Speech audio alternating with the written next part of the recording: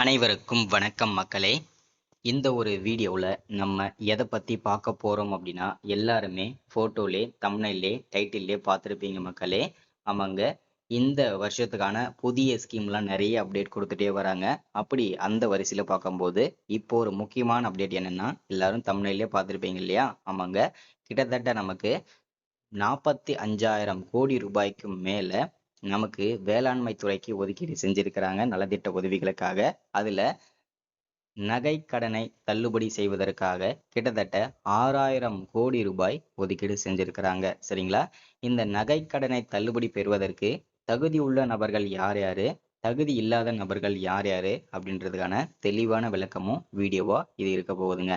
என்ன காரணத்திற்காக தகுதி உள்ளவங்க தகுதி இல்லாதவங்கன்னு சொல்லி பிரிக்கிறாங்க, அதற்கான காரணம் என்ன, அதற்கான விளக்கமும் அவங்களே சொல்லியிருக்கிறாங்க. ஸோ இந்த வீடியோ முழுமையா அதை பற்றின அப்டேட் தான் இருக்க போகுதுங்க. சரிங்களா? அது மட்டும் இல்லாம இந்த நகைக்கடன் மாதிரியே ஏற்கனவே விவசாய கடன்கள் வாங்கியிருப்பாங்க இல்லையா, அந்த விவசாய கடன்களை தள்ளுபடி செய்வதற்கு கிட்டத்தட்ட 1,477 கோடி ரூபாய் ஒதுக்கீடு செஞ்சிருக்கிறாங்க. அது மட்டும் இல்லாம மீண்டும் விவசாயிகளுக்கு பயிர்க்கடன் வழங்குவதற்காக வேளாண்மை துறை கிட்டத்தட்ட 17,000 கோடி ரூபாய் ஒதுக்கியிருக்காங்க. ஸோ அதை பற்றின அப்டேட்டுமே தொடர்ச்சியாக பார்க்கலாங்க. சரி, மெயினாக நம்ம பார்க்க போகிறது நகைக்கடன் தள்ளுபடியை பற்றின அப்டேட் தாங்க. சரிங்களா?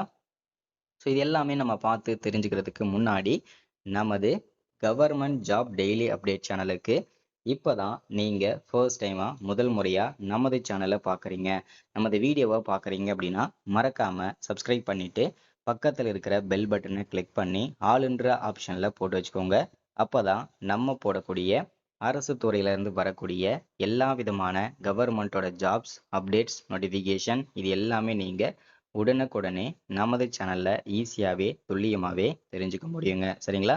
ஸோ அது மட்டும் இல்லாமல் உங்களுடைய ஃப்ரெண்ட்ஸ் ரிலேட்டிவ்ஸ் கான்டாக்டில் இருக்கக்கூடியவங்க எல்லாருக்கூடையும் ஷேர் பண்ணிங்கன்னா ரொம்ப ரொம்ப பயனுள்ளதாக இருக்குங்க. ஏன்னா இந்த மாதிரி முக்கியமான வீடியோஸ் அப்டேட் நோட்டிஃபிகேஷன்லாம் நமது சேனலில் தான் ரெகுலராக அப்டேட் ஆகிட்டு இருக்குங்க. சரிங்களா? சரி, ஓகே, வாங்க வீடியோக்குள்ளே போயிட்டு இதற்கான முழு அப்டேட்டுமே நம்ம பார்த்து தெரிஞ்சுக்கலாங்க. சரிங்களா? ஸோ இங்கே தெளிவாக மென்ஷன் பண்ணி சொல்லியிருக்கிறாங்க என்னென்னா, 5 சவரன் நகை கடன் தள்ளுபடி. தகுதி உள்ள நபர்கள் யார் யாரு, தகுதி இல்லாத நபர்கள் யார் யாரு அப்படின்றத பற்றின தெளிவான வீடியோவோ அப்டேட்டாக இது இருக்க போகுதுங்க. சரிங்களா? சரி, தொடர்ந்து வீடியோவை பார்க்கலாங்க. ஃபர்ஸ்ட் நம்ம நகை கடன் பெறுவதற்கு தகுதி உள்ள நபர்கள் யார் யாரு, அதற்கான காரணம் என்னன்றதையும் ஃபர்ஸ்ட் நம்ம பார்த்துடுவோம். சரிங்களா? ஃபர்ஸ்ட் நம்ம யார் யார் தகுதி உள்ளவங்கன்றது பார்த்துடுவோம். கடைசியா நம்ம பார்த்தீங்கன்னா தகுதி உள்ள நபர்களுக்கு அதற்கான காரணம் என்னன்றதையும் பார்க்கலாங்க. யார் யார் தகுதி உள்ளவங்க, அதற்கான காரணம் அப்படின்னு பார்த்தோம்னா, தமிழக அரசால் வழங்கப்பட்ட குடும்ப அட்டை ஆதார் எண் சரியாக வழங்கியவர்களுக்கு நகைக்கடன் தள்ளுபடி வழங்கப்படும் அப்படின்னு சொல்லியிருக்கிறாங்க. மறுவாழ்வு முகாம்களில் வசிக்கக்கூடிய இலங்கை தமிழர்களுக்கும் நகைக்கடன் தள்ளுபடி உண்டு அப்படின்னு சொல்லியிருக்கிறாங்க.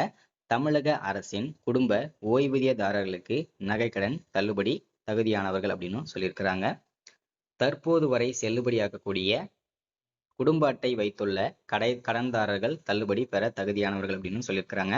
ஸோ இந்த நகைக்கடன் பெற தகுதி உள்ள எதற்கு என்ன காரணம் அப்படின்னு சொல்லிட்டாங்க. ஸோ எவ்வளவு பவுன் இருந்தா தள்ளுபடி, யார் யார் தள்ளுபடி அப்படின்றதையும் பார்ப்போம். அதுக்கான ரீசனுமே சொல்லியிருக்காங்க.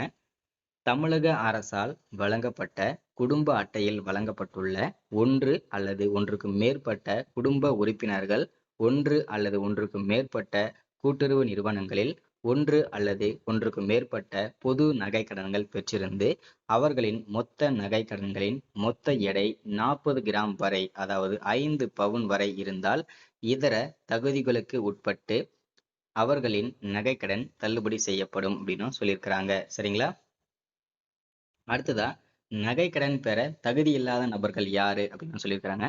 ஸோ அதுக்கான ரீசன் என்ன அப்படின்னு கேட்டீங்கன்னா, தமிழக அரசால் வழங்கப்பட்டுள்ள குடும்ப அட்டையில் வழங்கப்பட்டுள்ள ஒன்று அல்லது ஒன்றுக்கு மேற்பட்ட குடும்ப உறுப்பினர்கள் ஒன்று அல்லது ஒன்றுக்கு மேற்பட்ட கூட்டுறவு நிறுவனங்களில் ஒன்று அல்லது ஒன்றுக்கு மேற்பட்ட பொது நகை கடன்கள் பெற்றிருந்து அவர்களின் மொத்த நகை கடன்களின் மொத்த எடை 40 கிராமுக்கு மேல், அதாவது 5 பவுனுக்கு மேல் இருந்தால் அவர்களின் நகை கடன் தள்ளுபடி செய்யப்பட மாட்டாது அப்படின்னு சொல்லியிருக்கிறாங்க.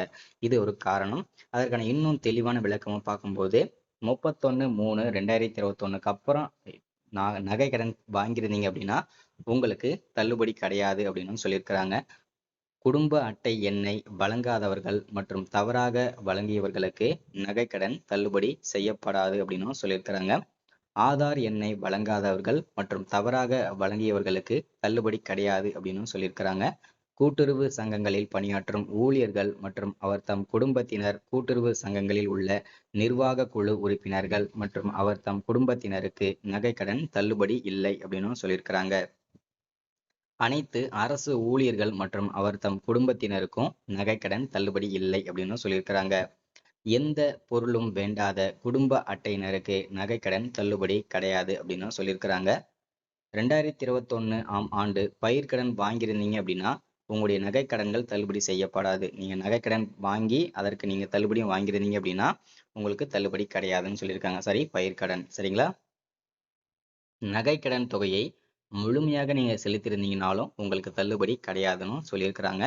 ஒன்றோ அல்லது ஒன்றுக்கு மேற்பட்ட நகைக்கடன்கள் மூலம் மொத்த எடை 40 கிராமுக்கும் கூடுதலாக பெற்ற அந்தியோதயா அன்ன யோஜனா ஏஏஒய் குடும்ப அட்டைகளுக்கு நகைக்கடன் கிடையாது அப்படின்னு சொல்லியிருக்கிறாங்க. தள்ளுபடி கிடையாதுன்னு சொல்லியிருக்கிறாங்க. நகைகளே இல்லாம ஏட்டளவில் வழங்கப்பட்ட நகைக்கடன்களுக்கு தள்ளுபடி கிடையாது அப்படின்னு சொல்லியிருக்கிறாங்க. போலி நகைகளுக்கு வழங்கப்பட்ட நகை கடன்களுக்கு தள்ளுபடி கிடையாது அப்படின்னு சொல்லியிருக்கிறாங்க. சுய விருப்பத்தின் பெயரில் நகை கடன் பெற விருப்பம் இல்லாதவர்கள் படிவம் 3இல் உறுதிமொழி சான்று தர வேண்டும் அப்படின்னு சொல்லியிருக்கிறாங்க. தமிழக அரசால் வழங்கப்பட்ட குடும்ப அட்டை இல்லாம ஆந்திரா, கேரளா, தெலுங்கானா, புதுச்சேரி உள்ளிட்ட மாநிலங்களை சேர்ந்த குடும்ப அட்டை வச்சிருந்தீங்கனாலும் உங்களுக்கு தள்ளுபடி கிடையாதுன்னு சொல்லியிருக்கிறாங்க. அதே போல ஆதார் அட்டையிலையும் முகவரி உங்களுடைய அட்ரஸ் வந்து ஆந்திரா, கேரளா, தெலுங்கானா, புதுச்சேரி உள்ளிட்ட மாநிலங்களை சேர்ந்த அட்ரஸ் இருந்தாலும் உங்களுக்கு நகைக்கடன் தள்ளுபடி வழங்கப்பட மாட்டாது அப்படின்னு சொல்லியிருக்கிறாங்க. சரிங்களா. இந்த நகைக்கடன் வந்து பாத்தீங்கன்னாக்க தள்ளுபடி ஆல்ரெடி சொல்லிட்டாங்க. ஸோ இதற்கு வந்து இந்த மாதத்தோட இறுதிக்குள்ள உங்க நேம் லிஸ்ட் எல்லாமே ஆன்லைன்ல வெளியிட்டுருவாங்க. அது மட்டும் இல்லாம கூட்டுறவு வங்கிகள்ல இருந்தும் உங்களுக்கு லெட்டர் வரும். உங்களுடைய நகைக்கடன்கள் எல்லாமே தள்ளுபடி ஆயிருச்சு. நீங்க வந்து மீண்டும் உங்களுடைய நகைகளை மீட்டு எடுத்துக்கோங்க அப்படின்னு சொல்லிட்டு லெட்டர் வரும்.